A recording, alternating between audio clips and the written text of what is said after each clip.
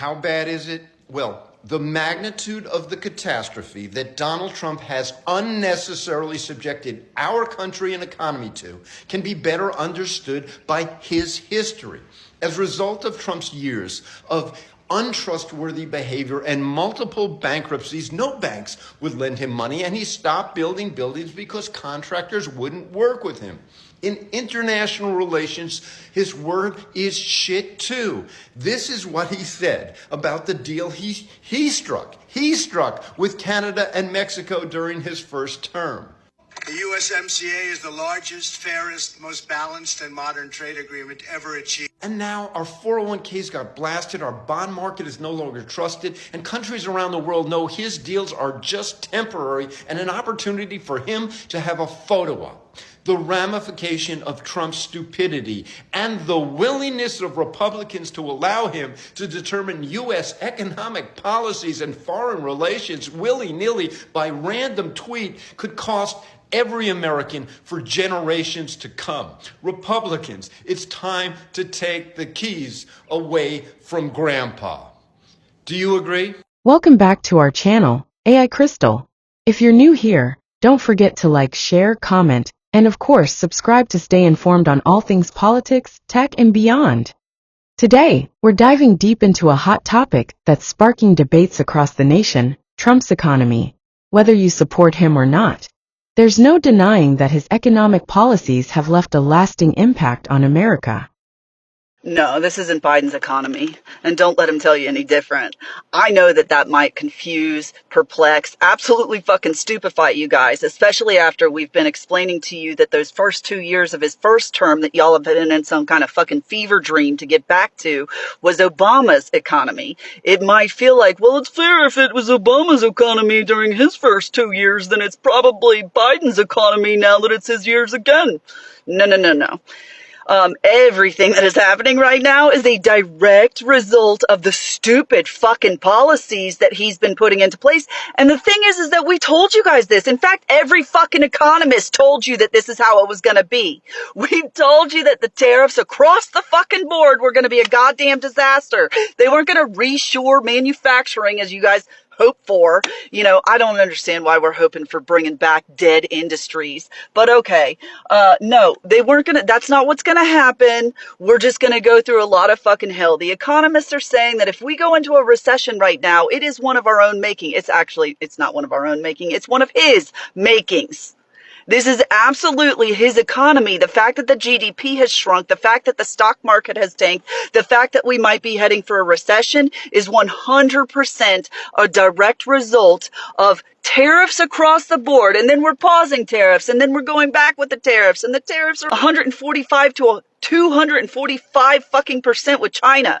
And then we've got Trump and oppressor talking about how like maybe the kids at Christmas will only get $2 instead of $30. And maybe those dolls will cost a few dollars more. Like, fuck you, man. Are you fucking serious? First of all, to act as though every kid in America gets $30. And so, oh, I'm sorry if you have to only get $2 this year is just absolutely fucking bullshit. And then to act like it's just going to cost a few dollars more when economists and Target and Walmart CEOs are talking about empty shelves coming as a possibility of this. And when we have these empty shelves, better not be a single one of you guys out there going, oh, well, I remember this in COVID. This is just like COVID, or we'll get through it. No, this is completely of his making.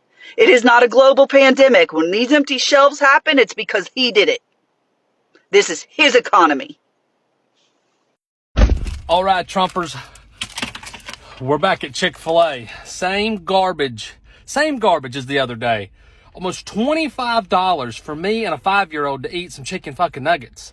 Like, this administration has lost its mind. I mean, again, almost $25 for me and a kid. Because everything is going up because of these tariffs. The paper cups, all the bullshit, all the shit in the back. Like, where do we stop with this? Like, how much more could 2 people go to fast food for $25? Hell, I can go to damn Chili's for that. But fast food, no, because this administration is making more things more expensive in America for us versus helping us. He's hurting us, and this is how it's going to continue to be because the MAGAs thought this was going to be a great idea. You thought it was a good idea. Well, it's not a good idea, and your incompetency is shown. So I hope, and I know that you're paying the same prices, and I hope it hurts just as bad as it does us because you voted for him, not me. Not me. I was Kamala all the way. I was Biden all the way. I was Obama all the way, and I will continue to be a Democrat. Why? Because they help out working class Americans. So I don't really understand what your train of thought was. There's a whole lot of words I could say about you people, but TikTok just don't like that. So just know I'm thinking real bad things about all the MAGAs. A lot of bad words. MAGAs, thanks for effing us.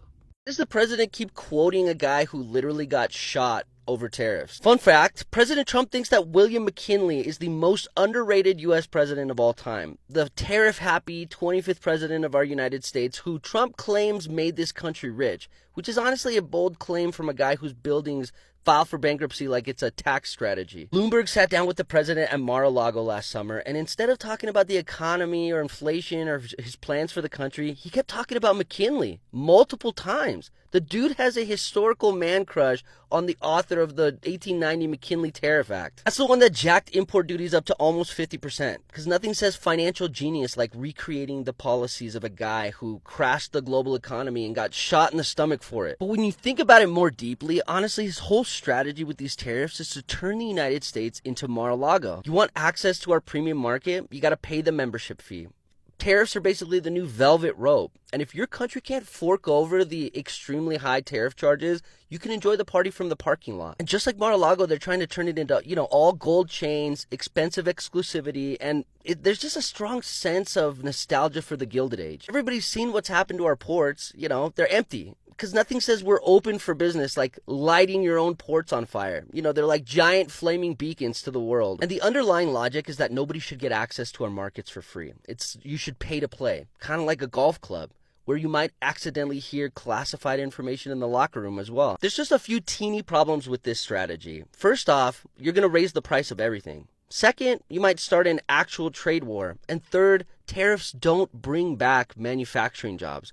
But honestly, when has this president let facts get in the way of a good historical cosplay? Trump sees himself as McKinley 2.0, minus the assassination part, hopefully. He envisions this rich, industrial America with big factories and even bigger tariffs. The big irony is that McKinley's policies eventually shifted to reciprocal agreements because the world, shocker, doesn't love getting punched in the face economically. And his own party realized that they actually like winning elections. But Trump doesn't care about that nuance. For him, tariffs are a way of getting rich. It's America first with a side of you pay or you don't play. That's how we got an economic strategy that looks less like a world superpower and more like a guy paying $250,000 a year to eat a well-done steak next to a cheap gold chandelier. Good job, MAGA. Are you happy with the way things are going in this country? Well, I'm sure you'll say that you are. And maybe you really are, because after all, you're stupid, which is why you voted for Donald Trump in the first place, and because you have no idea what's really going on in this country, because you are fed a steady diet of bullshit Trump propaganda from Fox News and Newsmax and all the right-wing lunatic podcasts that you watch. So you're probably completely unaware of what's really going on, but you're going to suffer because of what you did to this country, as will the rest of us. So what is going on in this country? Well, inflation is on the rise. If you don't know what inflation is, and probably you don't because, again, you're stupid. Inflation is when the cost of goods and services increases. That's inflation. And that's happening all across the economy. All right, Trumpers, breaking news. Donald Trump has effed up America with his tariffs. The tariffs are getting worse. He is sticking to his guns on the 140% on his tariffs. This is going to get out of control. This is going to be nasty for the American people, but I'm pretty sure he ran on building a better economy. I'm pretty sure you guys voted for a better economy. And I say you guys because I'm a Democrat. I don't vote for the fucker. So I'm pretty sure that's what you guys did, and it's getting worse, and it's only going to get worse. And what are you going to do when you lose your job? You voted for him. I want to know, what are you going to do when you're having to sit at home and you don't have any money because the money you had saved, you had to fucking spend because the shit went up. Or better yet, you lost your job because people are getting laid off. Good for you. That's what you did. And how did you not see this coming? I was talking to my next door neighbor, trying to figure out, like, how in the hell did you guys not see this coming? How did you not see that he sold this country out? How did you not see that he was trying to avoid going to prison for January 6th, for all of his criminal activities, for all of his sexual allegations? How did you not see this? Why did you buy into his lie?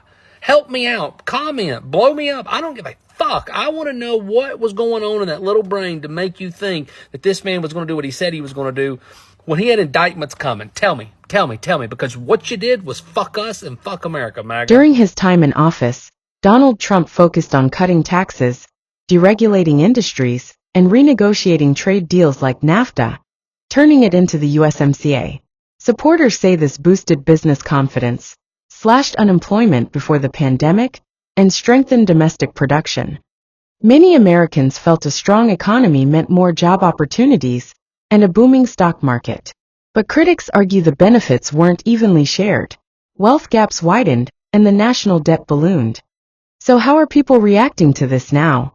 Well, some believe Trump's policies laid the foundation for a recovery post-COVID, while others say the economy is still grappling with inequality and long-term consequences. What do you think about Trump's economic legacy? Is it a boom, a bust, or a mixed bag? We want to hear from you. Drop your thoughts in the comments below. We read them all. Don't forget to like, share, and subscribe to AI Crystal for more deep dives and honest conversations. See you in the next one.